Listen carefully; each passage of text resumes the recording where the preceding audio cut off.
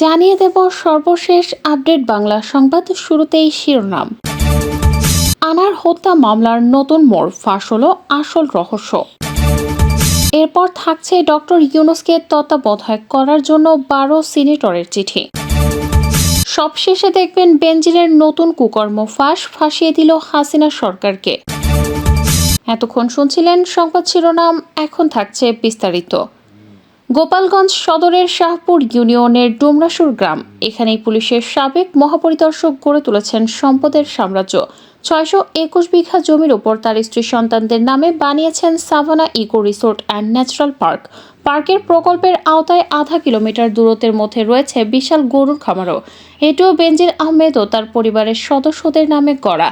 প্রায় 15 কাঠা জমির উপর স্থাপিত খামারে 20টির বেশি গরু ও 2টি দুম্বা ছিল। কিন্তু বেনজির আহমেদের সম্পদ নিয়ে দুর্নীতি দমন কমিশনের চলমান অনুসন্ধানের মধ্যেই উধাও হয়ে যায় সেই গবাদি পশুগুলো। জানা যায় এক রাতেই সব গরু সরিয়ে নেওয়া হয়েছে। গতকাল মঙ্গলবার সরেজমিনে দেখা যায় ডুমরাসুর গ্রামে অবস্থিত বেনজিরের খামারে কোনো গবাদি পশু নেই। বিশাল আকার এই খামারে এখন শুনশান নীরবতা। খামারের ভেতর কিছু খড় ছাড়া আর কিছুই নেই। এছাড়া সম্পত্তিটি সোনালী ব্যাংকের কাছে দায়বদ্ধ লিখিত একটি সাইনবোর্ড সাঁটানো আছে সেখানে। খোঁজ নিয়ে জানা গেছে, দুদক অনুসন্ধান শুরুর আগে এই খামারে প্রায় 40টির মতো গরু ছিল। ডুমরাসুর গ্রামের স্থানীয় বাসিন্দাদের সঙ্গে কথা বলে জানা গেছে, গত 27 মে ঘূর্ণিঝড় রেমাল নিয়ে যখন সবাই আতঙ্কিত, সে সময় রাতের আধারে সরানো হয় সব গরু। আর এই কাজে সমন্বয় করেন খামারের দায়িত্বে থাকা বারেক মিয়া। ঝড়ের মধ্যেই রাত 9টার দিকে তিনি সহ বেশ কয়েকজন ব্যক্তি 2টি ট্রাকে করে গরুগুলো নিয়ে যান অন্য স্থানে। 11 মাসের মতো খামারের দায়িত্বে থাকা বারেক মিয়া ঘূর্ণিঝড় রেমালের পর আর ডুমরাসুর এলাকায় ফেরেননি। বেনজিরের খামারের কয়েকশো গজ দূরে অবস্থিত বাড়ির বাসিন্দা রণদাস মানবজমিনকে বলেন, খামারের মধ্যে যা গরু ছিল সব নিয়ে ভাগিছে, এখন দেখেন একটাও নাই। যে গরুগুলান সেলে সব গাই গরু। তিনি আরও বলেন, গরু আগে বেশি ছিল 40টার মতো, নেয়ার আগে 20টার মতো ছিল। ঘূর্ণিঝড়ের সময় রাতের বেলা 2 ট্রাক ভরে নিয়ে গেছে। নয়নবল নামের এক নারী বলেন, এখানে তো সবসময় গরু দেখছি, 2 সপ্তাহ ধরে কিছুই নাই। ওই লোকটাকেও আর দেখি নাই, এর বেশি কিছু জানি না। নাম প্রকাশে অনিচ্ছুক এক নারী বলেন, আমি তো এখানেই থাকি, এটা বেনজির স্যারের খামার। কয়েকদিন আগেও 18টা গরু ছিল, এখন একটাও নাই। বারেক নাম করে যে বয়স্ক লোক কাজ করত, সে এখানকার না, তার বাড়ি শুনছি ময়মনসিংহে, এখানে চাকরি করত। আমার কাছে থেকে ডিম কিনছিল 12টা, দাম না দিয়া চলে গেল। ডুমরাসুর এলাকার বাসিন্দা শ্যামল দত্ত নামের এক যুবক বলেন, আমরা তো ক্ষেত খামার করে খাই, যাওয়া আসার পথে দেখতাম বারেক গরুকে দেখাশোনার কাজ করছে।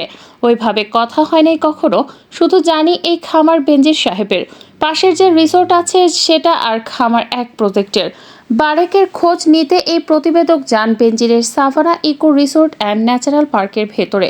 সেখানে প্রশাসন বিভাগের দায়িত্বে থাকা শাকিল বলেন, আমার কাছে বারেকের ব্যাপারে কোনো তথ্য নেই। তিনি কোথায়, কবে, কিভাবে গরু নিয়ে গেছেন সেসব কিছুই জানি না। বারেক কতদিন ধরে চাকরি করছেন এ বিষয়ে জানতে চাইলে তিনি বলেন, 1 বছরের মতো এখানে কাজ করেছেন। রিসোর্টের এক নিরাপত্তা কর্মী জানান, বারেকের বাড়ি ময়মনসিংহে, তিনি এখানে 11,000 টাকা বেতন পেতেন। এদিকে গোপালগঞ্জ সাভানা ইকো পার্ক সহ বেনজিরের সব সম্পদে ক্রোকের বিজ্ঞপ্তি জারি করেছে জেলা প্রশাসন। গত সোমবার দুপুরে গোপালগঞ্জ জেলা প্রশাসক কাজী মাহবুবুল আলমের নেতৃত্বে একটি প্রতিনিধি দল পার্কটির বিভিন্ন স্থাপনা ঘুরে দেখেন। এ সময় কাজী মাহবুবুল আলম বলেন, আপাতত পার্কটি বন্ধ থাকলেও খুব তাড়াতাড়ি আদালতের অনুমতি নিয়ে চালু করা হবে। ওই সময় গোপালগঞ্জের অতিরিক্ত জেলা প্রশাসক ফারহানা জাহান উপমা, দুদক গোপালগঞ্জের উপপরিচালক মোহাম্মদ মশিউর রহমান, সদর উপজেলা নির্বাহী কর্মকর্তা মহসিন উদ্দিন সহ কৃষি ও মৎস্য বিভাগের কর্মকর্তারা উপস্থিত ছিলেন। এর আগে শনিবার সকাল থেকে পার্কের নিয়ন্ত্রণ নিয়ে নেয় গোপালগঞ্জ ও মাদারীপুর জেলা প্রশাসন। এখন থেকে আদালতের নির্দেশ অনুযায়ী 2 জেলা প্রশাসকের তত্ত্বাবধানে পার্কের যাবতীয় কার্যক্রম চলবে। সাবেক আইজিপি ও র্যাব প্রধান বেনজির আহমেদের বিরুদ্ধে বিপুল পরিমাণ সম্পদ অর্জনের অভিযোগ এনে জাতীয় দৈনিক সংবাদ প্রকাশ হয় গত মার্চেই। এরপরই বেনজির আহমেদ, তার স্ত্রী জিশান মির্জা, মেয়ে ফারহিন রিশতা বিনতে বেনজির ও তাহসিন রাইসা বিনতে বেনজিরের জ্ঞাত আয় বহির্ভূত সম্পদের খোঁজে গত 18 এপ্রিল অনুসন্ধান শুরু করে দুদক। দুদকের আবেদনের প্রেক্ষিতে গত 23 ও 26 মে বেনজির, তার স্ত্রী ও 2 কন্যার নামে থাকা অবৈধ বিশাল সম্পদ জব্দের আদেশ দেন আদালত। একই সঙ্গে তাদের ব্যাংক হিসাব ও শেয়ার অবরুদ্ধ করারও আদেশ দেওয়া হয়। এছাড়া তাদের নামে থাকা ৬২৭ বিঘা জমি ও গুলশানের 4টি ফ্ল্যাট জব্দ এবং ৩৮টি ব্যাংক হিসাব ও বিভিন্ন কোম্পানির শেয়ার অবরুদ্ধ করার আদেশ দেন ঢাকা মহানগর সিনিয়র স্পেশাল জজ মোহাম্মদ শামস জগলুল হোসেন। দুদক সূত্রে জানা গেছে, শুধু দেশের ভেতরেই নয়, বাইরেও অবৈধ সম্পদের পাহাড় করেছেন বেনজির আহমেদ। অবসরে যাওয়ার পর তিনি তুরস্কে নাগরিকত্ব নিয়েছেন কয়েক কোটি টাকায়। মালয়েশিয়া মাই সেকেন্ড হোম প্রকল্পের আওতায় করেছেন বিনিয়োগ। স্ত্রী জিশান মির্জার নামে সেকেন্ড হোম করেছেন স্পেনে। এছাড়া দুবাইয়ের পাম জুমেরা ও মেরিনা এলাকার নামে বেনামে বেনজিরের বেশ কয়েকটি অ্যাপার্টমেন্টের খোঁজ পেয়েছে দুদক। দুবাইয়ের মস্কো নামের একটি হোটেলে তিনি বিনিয়োগ করেছেন বলেও তথ্য আছে সংস্থাটির কাছে। এদিকে বেনজিরের অবৈধ সম্পদ অর্জনের সহায়তাকারী পুলিশ কর্মকর্তা, ভূমি কর্মকর্তা, রাজনীতিবিদ সহ অন্যদেরও তালিকা করছে দুদক।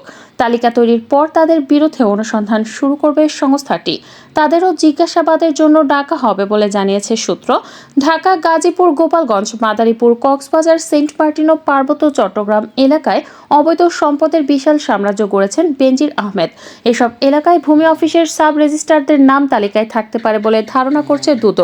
সংসদ সদস্য আনোয়ারুল আজিম হত্যাকাণ্ডের ঘটনা চাউর হওয়ার পরপরই আলোচনায় আসে নির্মমে হত্যাকাণ্ডের পেছনের রহস্য কি, কার হাত রয়েছে, কে নির্দেশদাতা, কে কিলারদের অর্থের যোগান দিয়েছে।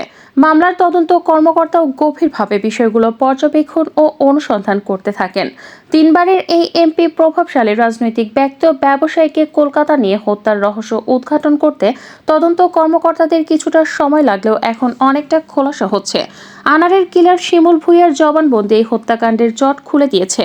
তার দেয়া তথ্য নিয়ে কাজ করে তদন্ত সংশ্লিষ্টরা 2 জন রাজনৈতিক ব্যক্তির নাম পান। প্রথমে ঝিনাইদহ জেলা আওয়ামী লীগের ত্রাণ ও সমাজ কল্যাণ সম্পাদক কাজী কামাল আহমেদ ওরফে গ্যাসবাবুকে গ্রেফতারের পর জিজ্ঞাসাবাদ করলে তদন্ত কার্যক্রম বেগবান হয়। বাবুকে জিজ্ঞাসাবাদ করে ডিবি শিমুল ভূঁইয়ার তথ্যের সত্যতা পায়। তথ্য প্রমাণের ভিত্তিতে ডিবি নিশ্চিত হয় আনার হত্যার পেছনে ঝিনাইদহ জেলা আওয়ামী লীগের সাধারণ সম্পাদক সাইদুল করিম মিন্টুর বড় ধরনের ভূমিকা রয়েছে। এ সংক্রান্ত একাধিক তথ্য পায় ডিবি। পরে ঢাকার ধানমন্ডি এলাকা থেকে আটক করা হয় মিন্টুকে। ডিবি আগেই বলেছিল, আটক মিন্টুর কাছে কিছু বিষয় জানতে চাওয়া হবে। যদি তিনি এসব বিষয়ে যুক্তিসঙ্গত উত্তর ও প্রমাণ দিতে পারেন তবে তাকে ছেড়ে দেওয়া হবে, কিন্তু তিনি সেটা পারেননি। তার বিরুদ্ধে ওঠা কোনো অভিযোগের সদুত্তর দিতে পারেননি, বরং তিনি তদন্ত কর্মকর্তাদের বিভ্রান্ত করার চেষ্টা করেছেন। গুরুত্বপূর্ণ বিষয় এড়িয়ে গিয়েছেন। ডিবির হাতে থাকা তথ্য প্রমাণের বিরুদ্ধে কোনো অবস্থানই নিতে পারেননি। পরে ডিবি অনেকটা নিশ্চিত হয়ে আনার হত্যাকাণ্ডের ঘটনায় মিন্টুই নির্দেশদাতা ও অর্থের যোগানদাতা। তার নির্দেশেই পলাতক শাহিন কিলার শিমুল ভূঁইয়াকে দিয়ে একটি টিম গঠন করে হত্যা মিশন বাস্তবায়ন করেছেন।